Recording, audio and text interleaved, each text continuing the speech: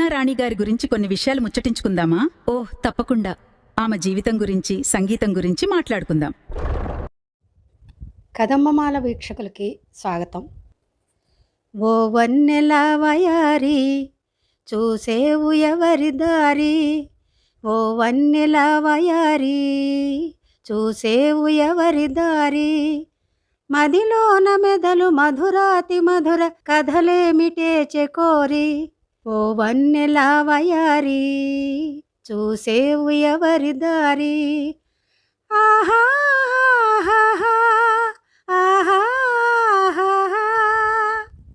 ఈ మధురమైన పాట పాడడానికి కారణం, ఈరోజు మనం సినిమాల గురించి ముచ్చటించుకోవాల్సిన రోజు.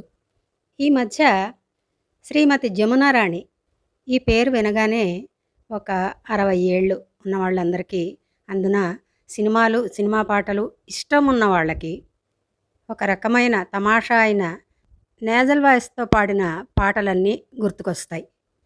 పాత సినిమాల్లో, ముఖ్యంగా సాంఘిక సినిమాల్లో ఒక వ్యాంపు పాత్రలు, వాటికి కూడా పాటలు, అవి కూడా మెలోడియస్గా ఉండడం. తర్వాత కొంతకాలం అయ్యాక క్లబ్బులు, క్లబ్ డాన్సులు, మనం అప్పట్లో శ్రీమతి జ్యోతిలక్ష్మి, జయమాలిని గారు ఇలాంటి డ్యాన్సులకి బాగా పెట్టింది పేరుగా ఉండేవారు. అయితే వారికంటే ముందు చెప్పాను కదా, క్లబ్బులు, క్లబ్ డ్యాన్సులు, వ్యాంపు పాత్రలు, అలాంటివి పాటలు ఎక్కువగా జమునా రాణి గారిని వరించాయి. ఒక తమాషా అయిన గొంతుతో, కొంచెం ముక్కుతో పాడుతున్నట్టుగా ఉండేది. కొన్ని వేల పాటలు పాడారు ఆవిడ. ఆనాటి సినీ ఫీల్డ్ కూడా ఏ అంశంలో అయినా సరే, నటీనటులైనా, పాటలు పాడేవారైనా, ఎవరైనా సరే అనేక మంది వారి వారి టాలెంట్తో మెప్పించిన వారే. అలాగే శ్రీమతి జమునా రాణి గారు కూడా తెలుగు, కన్నడ, తమిళ, సింహళ ఇలాగా అనేక భాషల్లో 6000 పైచిలుకు పాటలు పాడారని తెలుస్తోంది. చెప్పాను కదా, ఇలాంటి పాత్రలు పాడినప్పటికీ ఆనాటి ట్యూన్స్లో, అదే సంగీతంలో మెలోడీ ఉండేది, చెవికింపుగా ఉండేది పాట. ఆనాటి అనేక మంది ప్రముఖ గాయని గాయకులతో కూడా వీరు పాడారు. ఘంటసాల గారు, పివి శ్రీనివాస్ గారు, శ్రీమతులు సుశీలమ్మ, జానకమ్మ, వీళ్ళందరితోటి కూడా ఆవిడ పాడారు. ఒక్కొక్కరి యాక్షను, ఒక్కొక్కరి తరహా ఎవరిది వారిదే అన్నట్టుగా ఉన్నట్టుగానే వీరి గొంతు కూడా ఒక తమాషాగా ఉండేది. పాటలు, పాత పాటల్లో మీరు జమునా రాణి పాటలు అన్నీ కొడితే వస్తాయి. ఇంట్రెస్ట్ ఉన్నవాళ్ళు వినండి. వీరు చెప్పాను కదా ఇందాకనే, కొంచెం ముక్కుతో పాడుతున్నట్టుగా ఉండేది, కానీ అది వారి స్వతహా అయిన గొంతు. ఇప్పటి గాయనీమణులు కొంతమంది ఎప్పుడైనా ఎవరిదైనా పాట చెవిన పడితే వారు ముక్కుతోటే పాడుతున్నారు.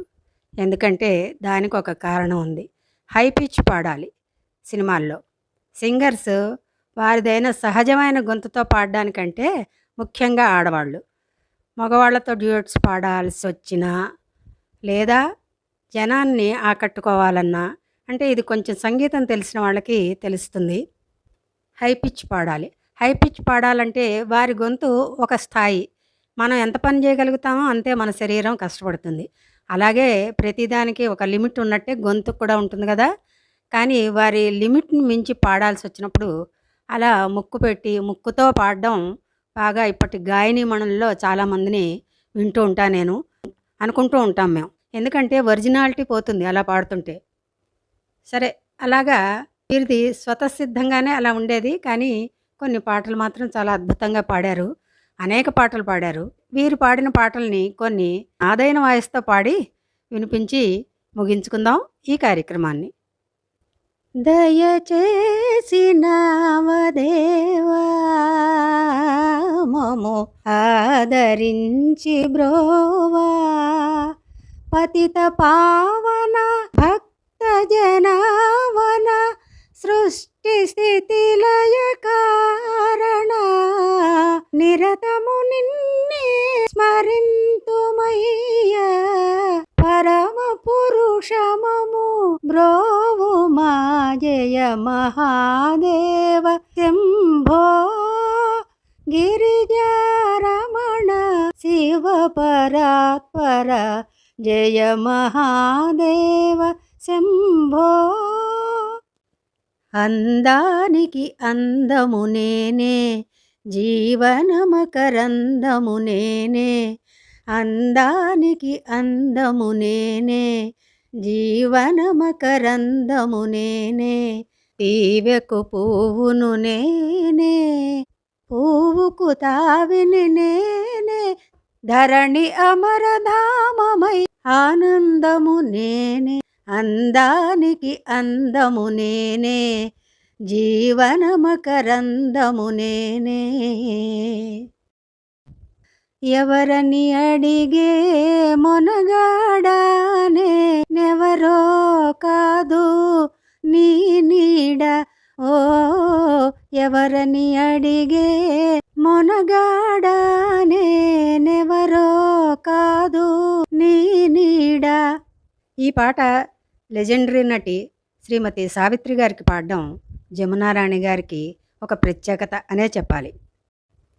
నాగమల్లి కోనలోన నక్కింది లేడి కూన, ఎరవేసి గురి చూసి కొట్టాలి మావా. ఎరవేసి గురి చూసి కొట్టాలి మావా, కొట్టాలి మావా. ఆవిడ కెరీర్లో చాలా జనాదరణ పొందిన పాట ఇది. పంట చెలుగట్టు మీద ఒంటిగానే పోతుంటే వెంట వచ్చినట్టులున్నది, ఎవరో వెనక నిలిచినట్టులున్నది. గుబులు గుబులుగా గుండె జల్లుమని బిక్కు బిక్కుమని చూశాను, హక్కున పక్కనే నవ్వేను. ఎవరు నా నీడ, ఎంత టక్కరివాడు నా రాజు, ఏ మూలను నక్కినాడు. ముక్కు మీద కోపం, నీ ముఖానికే అందం, నా బొంగమూతి చందం, నీ ముందరి కాళ్ళ బంధం.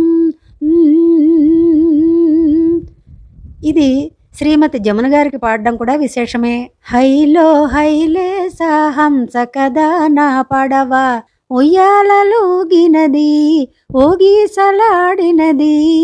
హైలో హైలేసా హంస కదా నా పడవ, ఉయ్యాలలూగినది ఊగీసలాడినది. హైలో హైలో హైలేసా హంస కదా నా పడవ, హోయ్ హోయ్. ఇలా అనేక హుషారైన పాటలు, అనేక రకాలైన పాటలు కూడా వీరు పాడి మంచి ప్రజాదరణ పొందారు. శ్రీమతి జమునారాణి గారు సుమారు 1 నెల క్రితం భగవంతుడి సన్నిధికి చేరారు. వారు పాడిన పాటల్ని, కొన్ని మచ్చుతునకల్ని మనం ఈరోజు స్మరించుకుంటూ వారికి నివాళిగా ఈ కార్యక్రమం. సెలవు మరి.